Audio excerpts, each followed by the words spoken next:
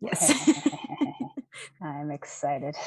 Sorry, Thank kind you. of everyone. I pointed out something that Cassie's probably going to go on a tangent Alicia about. has locked a part of me that wants to scream something from the rooftops.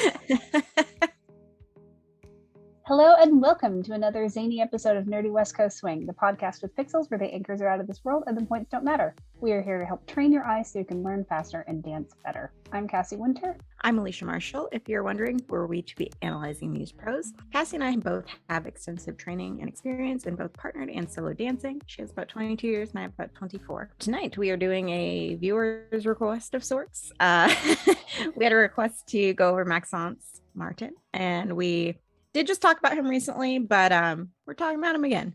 Yeah, more You know? Maxence. More the better. Maxence all the time. Yeah, we're okay with it. So we are looking at a video of Maxence and Alyssa from Boogie by the Bay 2018. All right. So Strictly got 5th place. We shall put the link in the chat, and by we I mean Cassie.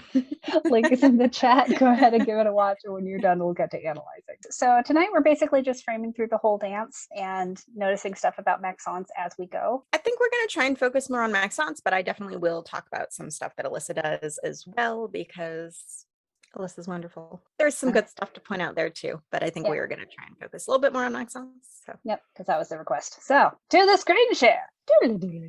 As we have talked about a lot on Nerdy West Coast Swing, one of the important things compositionally about a dance, particularly a spotlight dance, is making sure that you're not starting with your A game and you're starting smaller and lower energy. So that way you have somewhere to go throughout the rest of the song.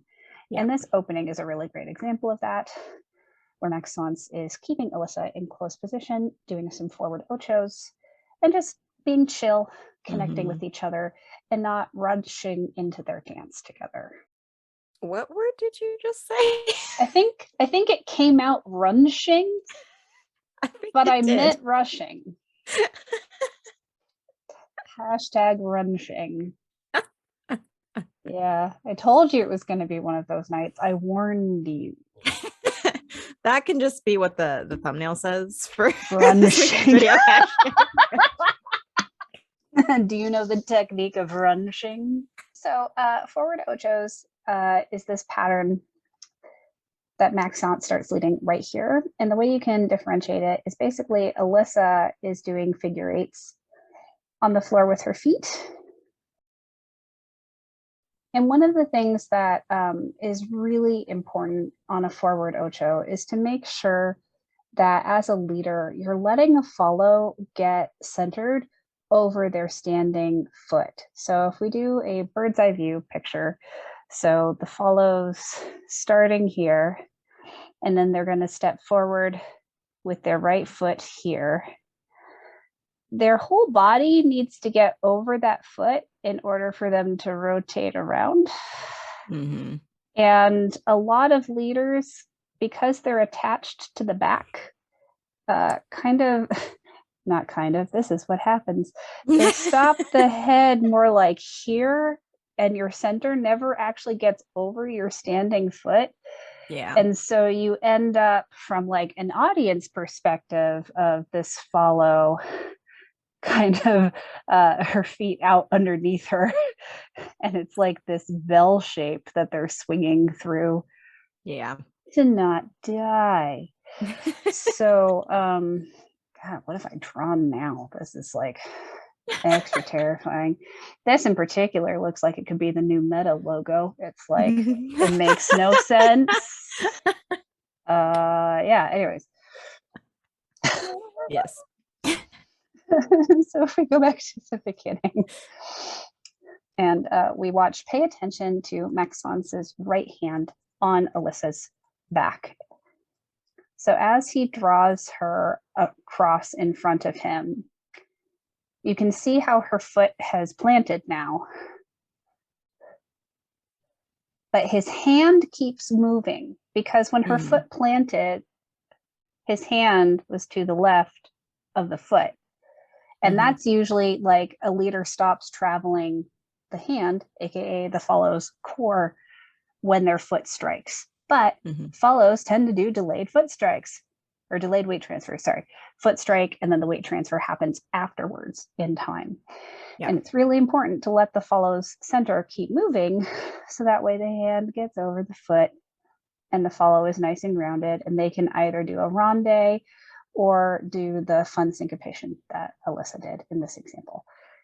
Yeah.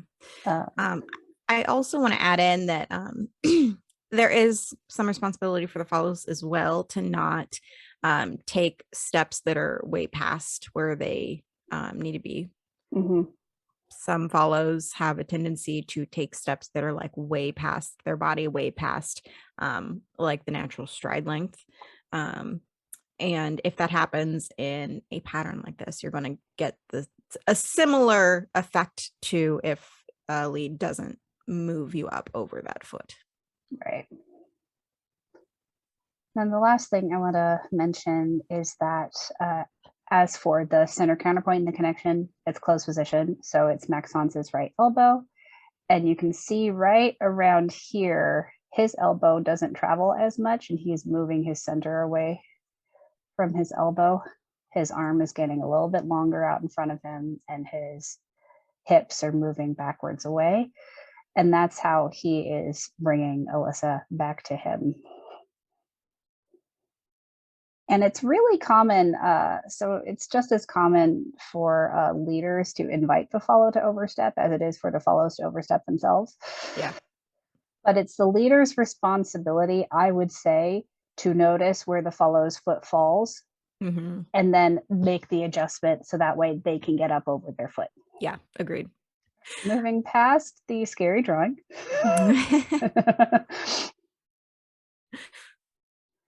But yeah, I definitely agree with you that regardless of if the follow oversteps or not, the lead should be paying attention to that and adjust to it. Mm-hmm. But that doesn't always happen, which is why I wanted to mention for follows, try not to overstep things. Right. It will make your life easier if you keep things more underneath yourself. Yep. So I actually wanted to mention Alyssa, once she gets sent out from that more closed position, she continues to keep things lower energy. And I really like the choice that she makes to just kind of have a moment looking at the audience and not actually doing any extra movement with her body. She just kind of gets into a nice partial power stance. Mm-hmm. It's not quite a power stance, but it is almost there. Yeah, it's like a really delicate feminine pose, like strong but soft. Yeah. It has a similar effect though. Yeah. Where you really just want to have eyes on her to see what she's doing, even though she is not doing anything, which seems a little counterintuitive, but yeah. And this is actually one of those moments where having longer hair as a follow can be really helpful because her hair continues to move even after her body stops.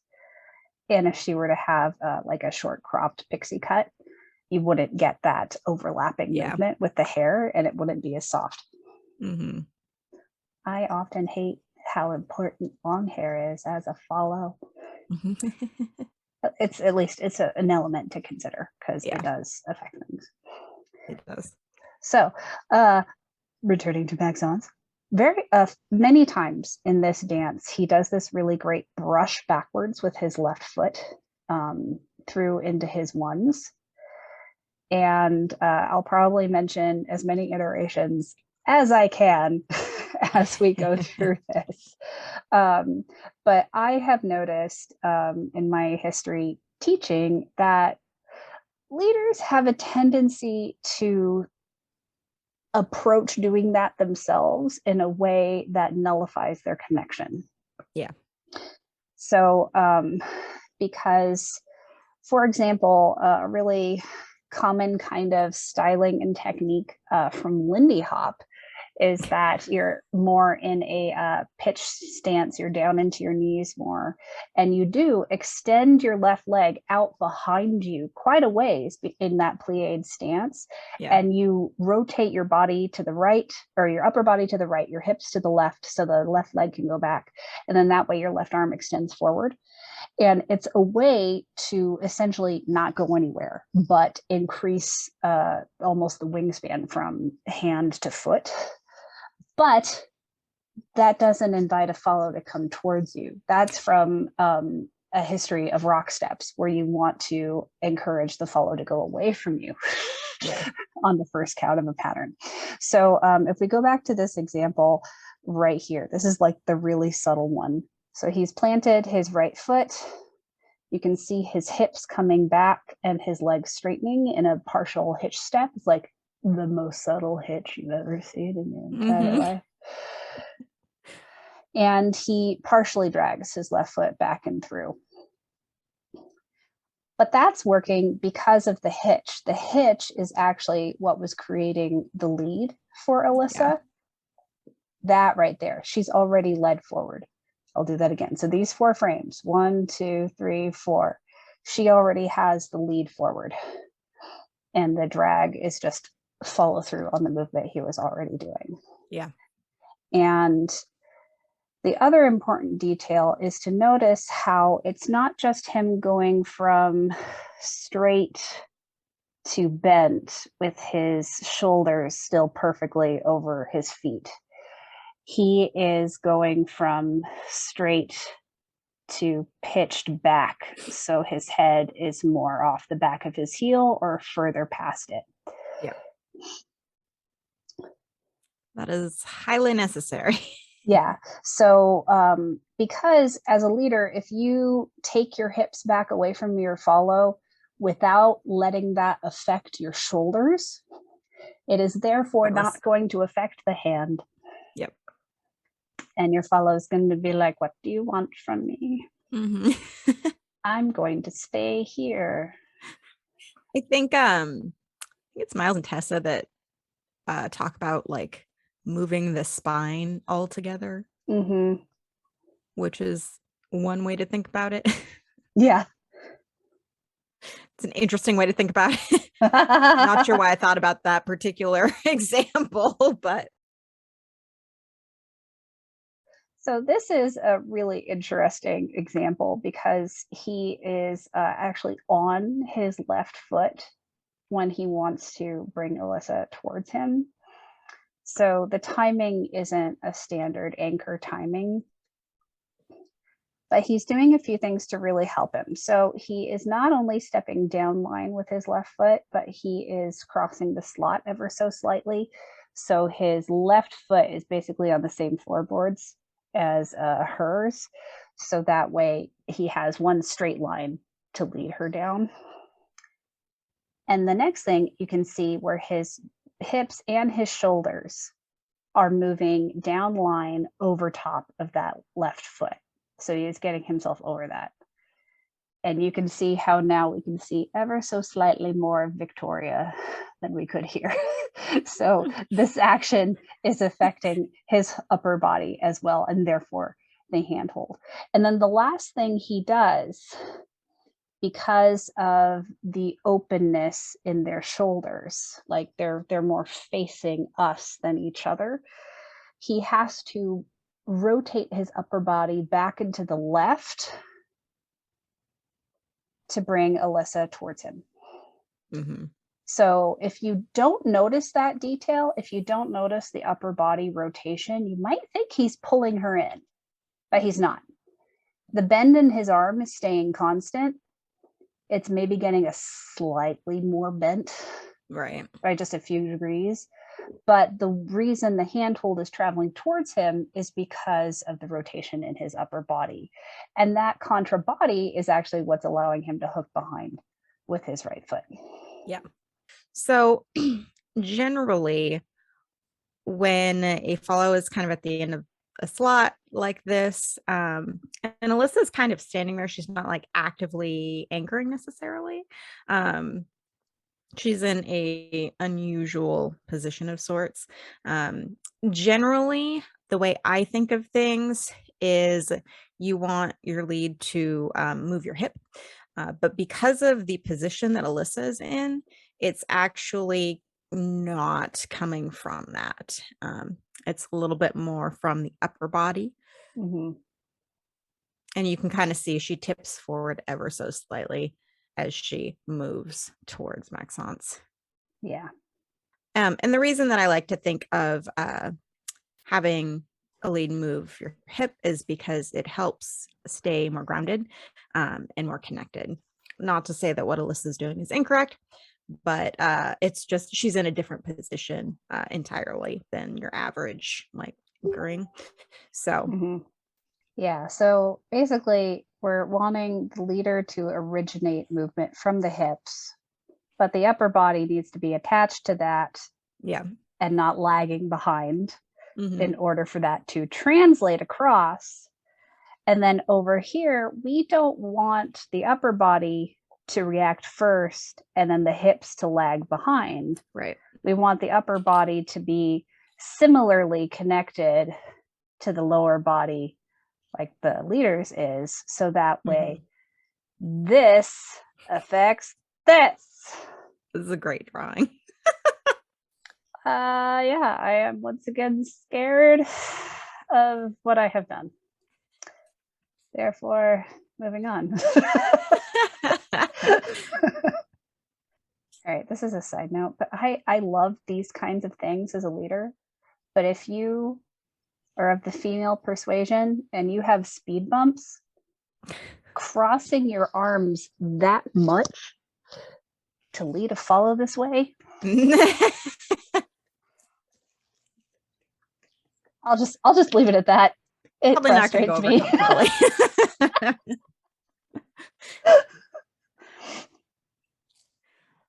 comfortably. Do you want to talk about the hand placement that he does there? Oh yeah, for the turn. Yeah. All right, so put a frame right here. So first of all, he is very quickly swapping from her back with his right hand. He is tossing her hip into his right hand. And you can see there is like maybe 3 frames where he's not contacting her. So he has lots of time to resist her settling onto her right foot with his now left hand. Yeah. Oh, and I was going to mention that. Oh, geez. And then the other detail. Right. Oh, it hurts. And then the other thing, it's really kind of uncanny in this frame because, like, his right elbow is replacing Maxime's face, but almost in a like way where you might think that's Maxime's face, but no, it's not. Yeah. So his other hand is aiming for her shoulder blade on this side of her body, but you can see he's already prepping with a really high elbow. So she has room to get through. Yeah. And then he's really gently cradling the base of her neck, not her neck, not the base of her skull, the base of her neck. And then she has the option. There is a difference. You want to aim more towards the back than the head, basically, is the distinction there. So that way you can offer the follow proper support. Because necks are delicate. And I would bet that the majority of follows in the West Coast swing community have had a neck injury at some point in their life. Probably. Because they're way more common than you'd think. Yeah. We both have had them. Yay! Yeah. Great fun. I just love the way she draws her free hand across her chest right here. It's really nice. And then really gently relaxes the fingertips and extends the arm. It's just like, it's very soft, but intentional. And it's so lovely. Yeah. It's a finished movement still. Yeah. All right. This was the sugar push. Okay. Yes. I'm excited. Sorry, Like kind of everyone. I pointed out something that Cassie's probably going to go on a tangent Alicia about. has locked a part of me that wants to scream something from the rooftops. All right, so we are going to draw a line. It's almost level. And then we're gonna turn on. Let's see how many. We're just gonna do one. What? There we go. Now we can continue to see the line.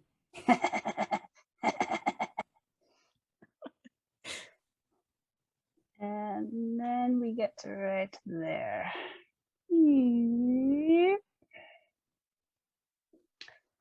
So, for those who are paying attention, we are paying attention to the height of the handhold in this sugar push from the beginning to the middle. And a really important thing to note is it doesn't start lowering until after Alyssa has started putting weight on her right foot. There is weight on her right foot, therefore she is closer, and therefore the hands can come down in a relaxed fashion. Mm-hmm. And then when Maxence accepts her into double-handed compression, the hands actually come up ever so slightly.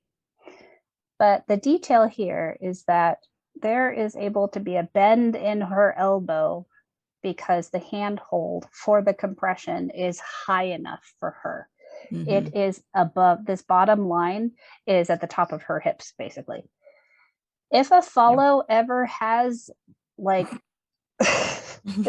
this is the bane of my existence. If a follow ever has like ramrod straight arms and they're either pointed like down at this angle or, heaven forbid, perfectly straight down to the floor, that's not fun.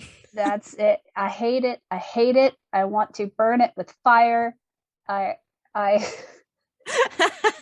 you know, if I were to find a genie tomorrow, this might be one of the things I wish for. It's like, can I be led correctly in sugar pushes from henceforth? Thanks. Yes. But you'd be amazed at how often this happens, regardless of the height or the arm length of the follow, because it's really common as a leader to just swing from the shoulder. Yeah. And so the bend in your arm doesn't change, and the only joint that is actually changing what's going on is the shoulder. But what that does is it leads the follow straight into the ground. Mm-hmm. Instead, what we want is what Maxence does, where he bends his elbow as she comes in to meet him. So both his shoulder and his elbow are changing angles throughout the sugar push. Yeah, and I also want to add that both of the hands are at two different heights, and I would say that the dominant connection changes from this to right here, this, when they connect. Yeah, it goes from his right hand as dominant to his left hand as dominant. So even though his left hand is dropping, it's no longer the dominant connection. So she's not having to really compress angled down at all. Right. Into that. Yeah, this is a much more advanced version of a sugar push because it's also having lateral redirections and rotations in the upper bodies. Yeah. But if you're first learning about how to do this adjustment in a sugar push, don't worry about rotating. Don't worry about any sort of lateral anything. Bring a follow in and send them out, trying to keep their hand at the same height as close as possible from the beginning of the pattern all the way through the middle and to the end. Right. I think that in like the middle, when they're in that compression fully, I think the important spot to look at is where Maxence's right arm is at in relation to his body. Yeah. His elbow is actually swinging up. Yep.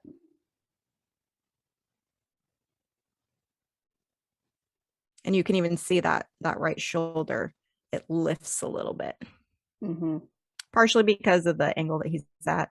and partially because of the absorbing of the energy. Yeah. And then because this little detail blew a student's mind the other day, I'm going to just throw it in here. It is the follow's job to extend the leader's arms on the second half of a sugar push. Yes. So you can see, did I say the pronouns right? A follow's job to extend the leader's arms. I think so. Okay. You giggled and I was afraid. I was laughing because I know the context of this. Okay, cool. So you can even see how Alyssa's arms are hitting a more straight position before his hand even moves at all. So like there's some lateral movement through these frames that I'm going back and forth through, but it's not traveling up and down the slot. He has already led her to start moving away from him. And as soon as they arrive at some tension again, and it's happening in this handhold first, that is when he starts allowing Alyssa to extend his right arm for him, and he is resisting that motion. It's a resisted release. Mm-hmm. Yes, you lead a follow to start moving away from you on count 4, but you do that as like one piece, and your frame does not change. And then afterwards, you do not push to extend your arms. You actually use pulling muscles to resist your arms extending away from you. And that's how you can have a really connected anchor out the other end of a sugar push. Yep. All right. Have we exhausted that soapbox? Possibly. Okay, cool. It's one of the hills I will die on. one of the many. Very necessary for good connection. Yes. All right. This is a classic Maxence right here. Yes. All right. So first detail to notice is that he is catching her back. Personally, I would want the hand to be a little bit higher on her back. But that's just because on me, that's just squishy organs because I'm so tall and not ribs. I would want the hand here. But he is slowing her down into planting her left foot. And then I want you to notice how as he's turning to the left, extending his right foot out ahead of him, he's tipping his head to the left. He's pushing his left ear to his left shoulder. So he's got lots of room. And so he's got this beautiful angle from which to just kind of gently place Alyssa's hand behind his neck. And it's very gentle.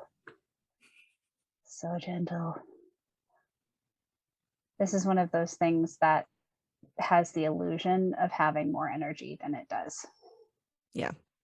The main detail is he's essentially leading a telemark. And we did a whole episode on those. So in the recording, I will link that above. And instead of just staying in close position and taking her with him as he continues rotating to his left, he just leaves her behind and gently places the hand on the back of his neck. And the base of his neck. This is another base of your neck situation. You do not judo chop your own neck with your follow's hand. You do not judo chop yourself in the head with your follow's hand. You place it across the trapezoids. You'll thank me later. Anyways.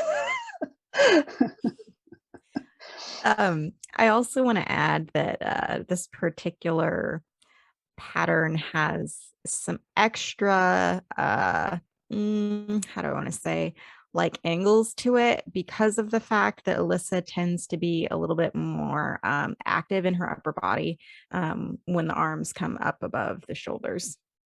So that creates more kind of shapes to move around. Yeah, like right here, how she's extending. Yeah. This is something I actually kind of want to talk about because we see it a few times in this dance in particular. Alyssa ends up when she's coming in for this, I mean, technically sugar push. Like half sugar push, half click clack. Yeah, it's weird. She ends up placing the left hand on Maxence, kind of lower rib cage area ish, where she's getting connection. So she actually, like, they actually don't have too terribly much connection in the hands that are together.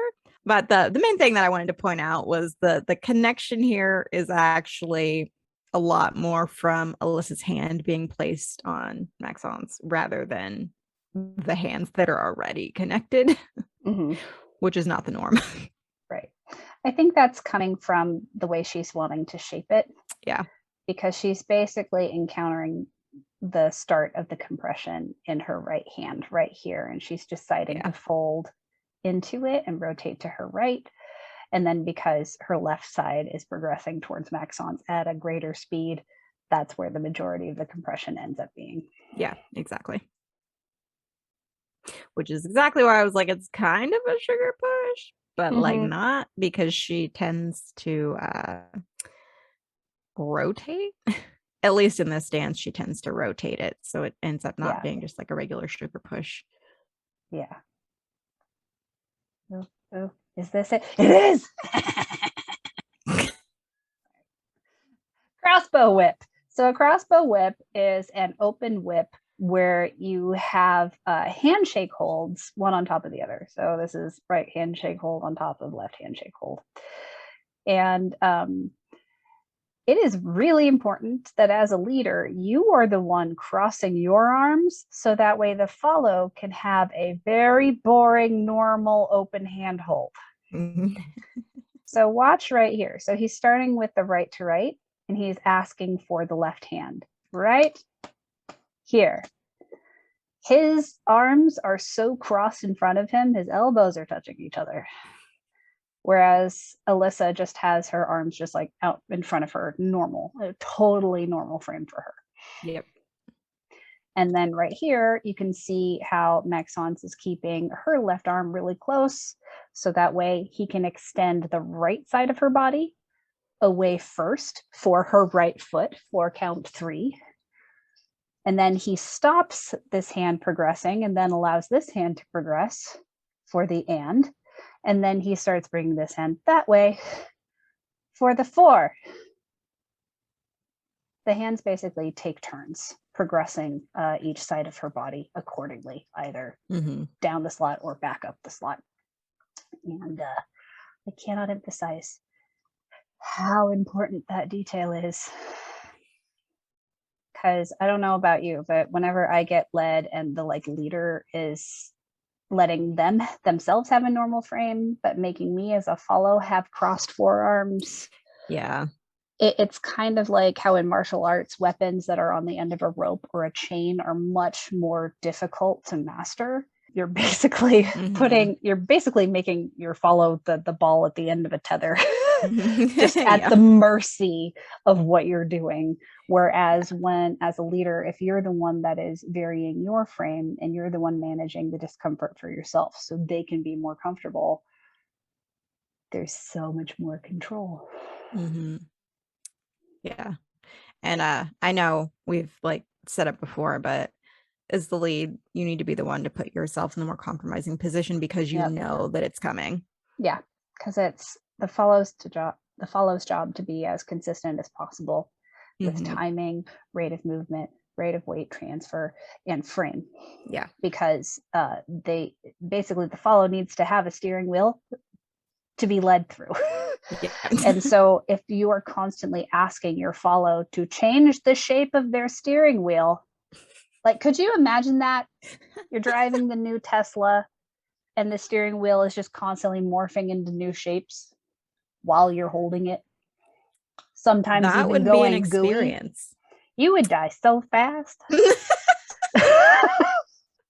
So just like it's the car's job to have a steering wheel that does not change shape or texture.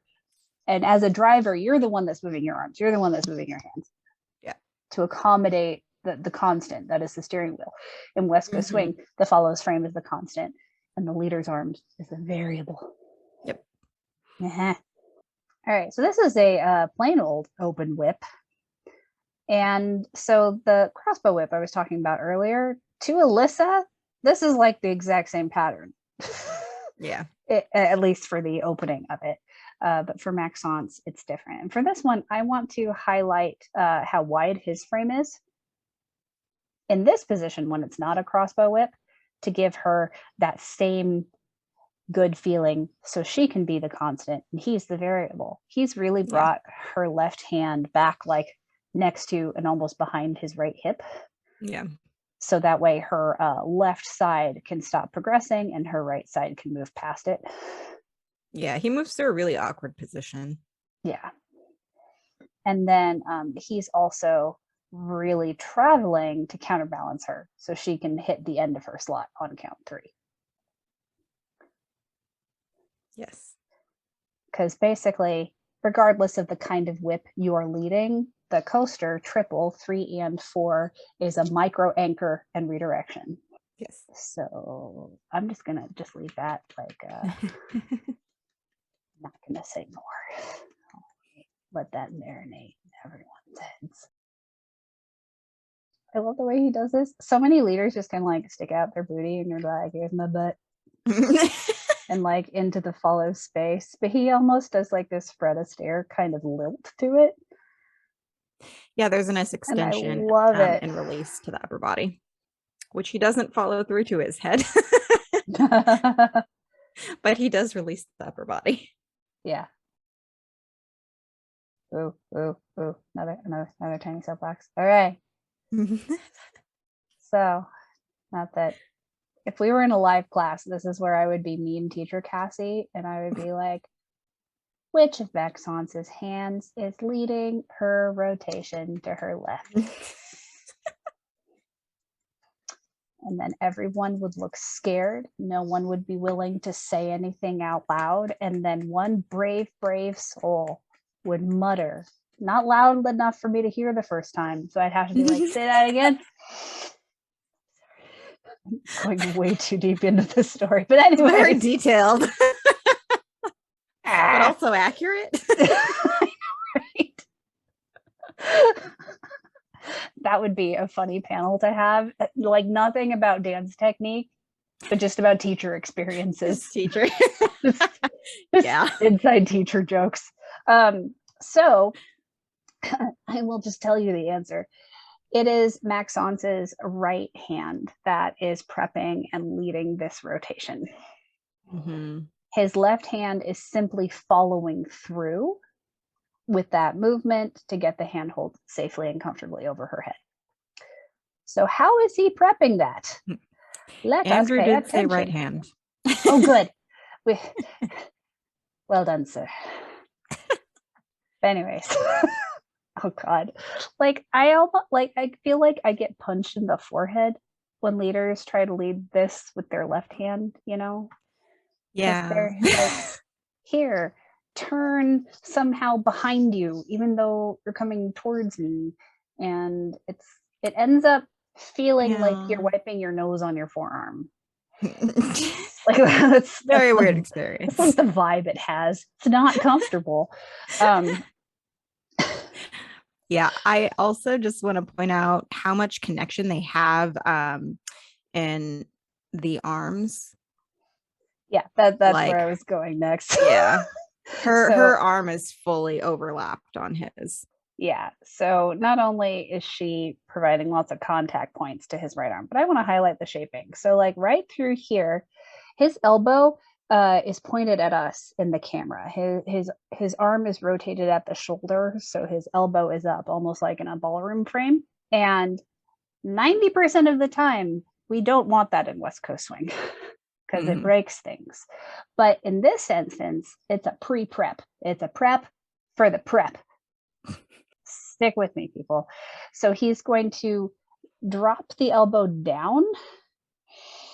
And he's basically, it's almost like a bird's eye view if we're looking at the point of his wrist, his elbow, and his shoulder. So shoulder, wrist. It's almost like he's uncannily trying to bend his elbow in front of his ribs. And it feels like a really good stretch along the inside of the upper arm and the forearm. Like it feels really good. But it's that almost inward tension that when released creates the rotation for the follow. Hairography not leadable. Sorry. That's just a bonus. And you say I led that, and then you go watch last week's episode and realize that if you're saying that, it means you're following. Accurate. Oh god, I am in top floor tonight. Yeah, that's what we'll say. That works. I think it'd be a little too difficult to go into more details about that without being in person with everybody. I think the only other thing I can highlight is if you pay attention to which direction Maxence's right palm is facing through the sequence. So his elbow's up, his palm is more facing him. And then as he brings his elbow down and in front of his ribs, his palm is now facing off and away to the left.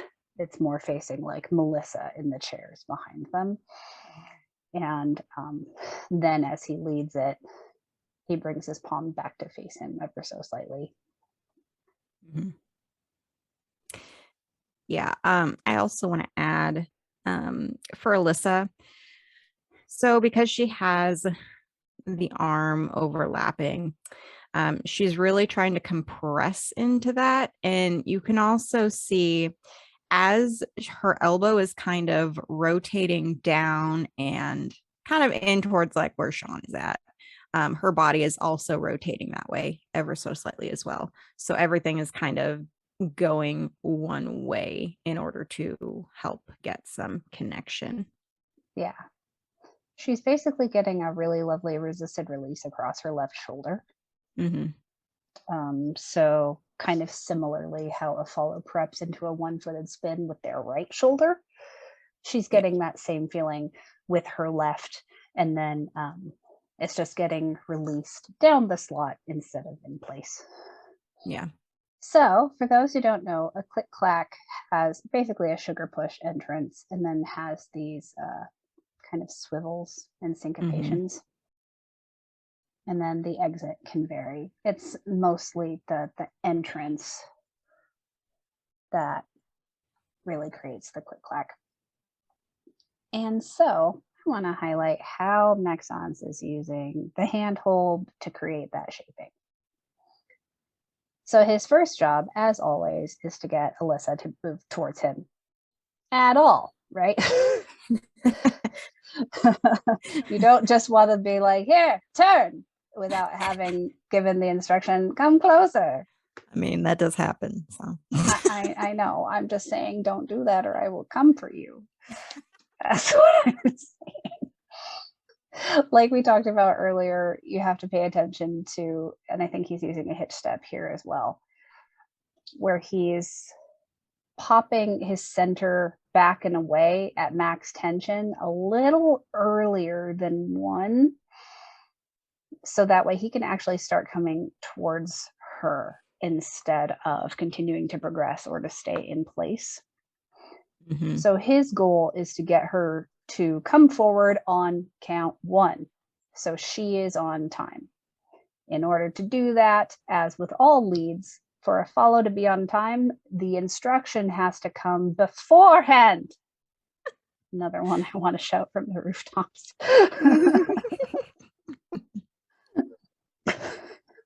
This is why people get confused about like, okay, we'll go on 3. And then you're like, on 3 or after 3?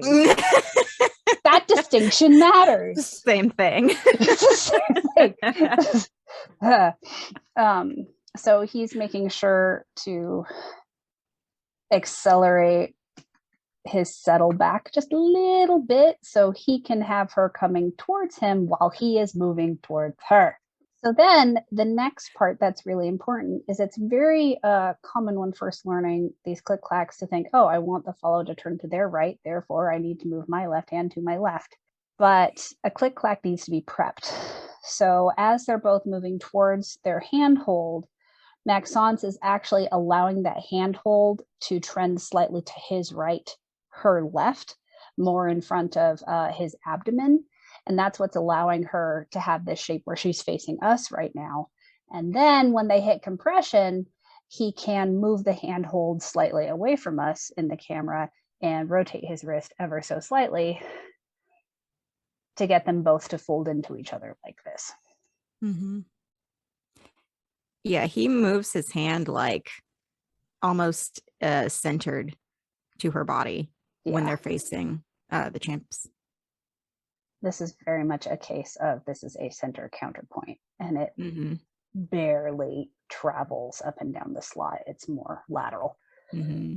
Yeah, it's interesting. So because it's like the center counterpoint up until he wants her to rotate with him more drastically. Yeah. So here it's just dropping down and you can see that they're both just moving in towards it. But right here, when he wants her to rotate more, he moves his hand almost like center to her body. Yeah. To get her to release that way. And that's one of those things that you have to be able to micro adjust in the moment, because the way Alyssa's following this might be different from another follow. So she is very much keeping her right hand like in front of her elbow, and she's not letting her arm fold across her body. And so Maxence is adjusting for that by moving the hand so she can rotate and still keep her hand more or less in front of her elbow. Yep. But some follows might fold into their arm and they might not need that much movement in the hand. So that's a thing to notice in the moment and to adjust accordingly based on how much movement and in what direction you need to get this follow in this moment to rotate as much as you want them to. And that brings Austin Coyce actually discovered this with me because I'm a larger person, so my frame's bigger, which means the degree of movement to get the same kind of rotation out of me, while the degrees are the same, because there's a longer lever length, it means that there's more circumference of a circle to go around, so therefore it needs to travel through space more. So he tried click, clack, A. There was no clicking, there was no clacking. I was confused.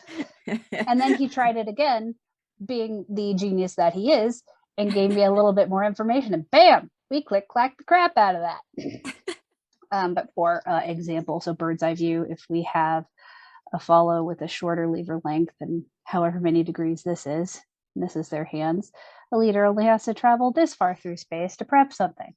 But someone with a longer lever length, even though it's the same degrees, it is further through space. Science, or in this case, geometry, which I hated.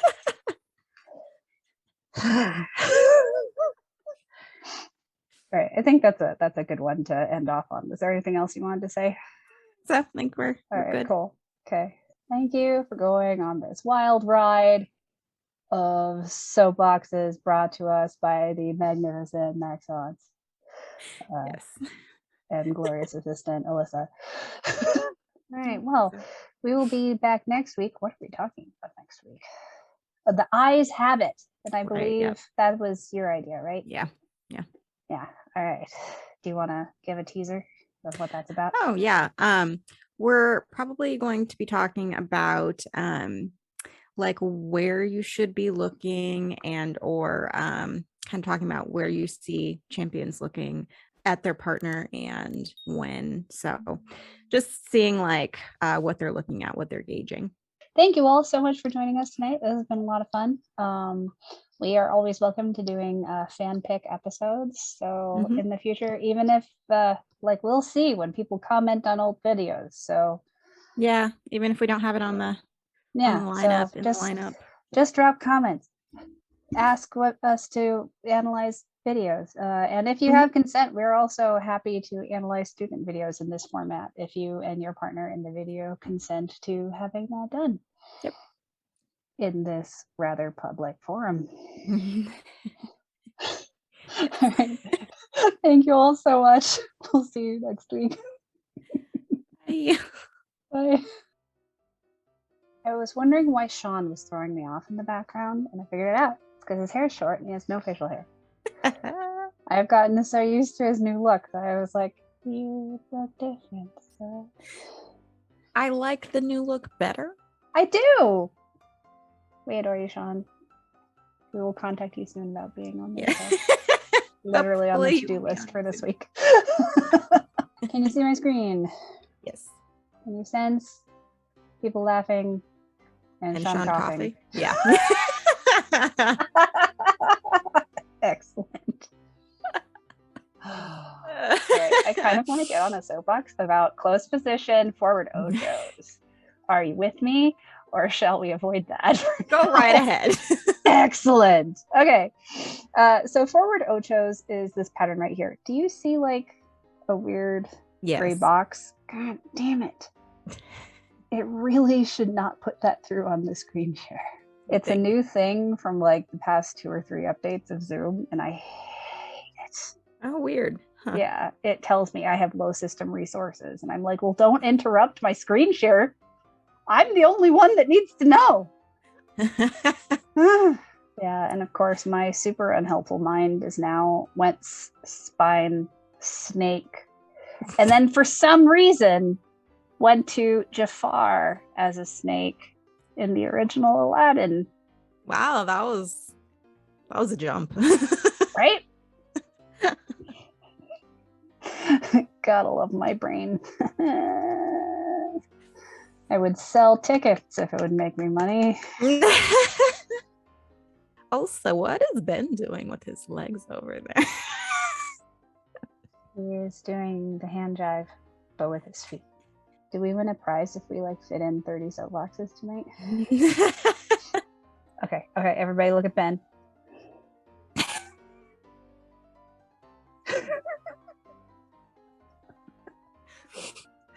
Oh, whoa, sudden blue steel. Hi, Brad. There was a part of me that really wanted to continue the scared students in a group format story, but I'm like, I just knew if I didn't stop then, I would have kept going for like 5 minutes.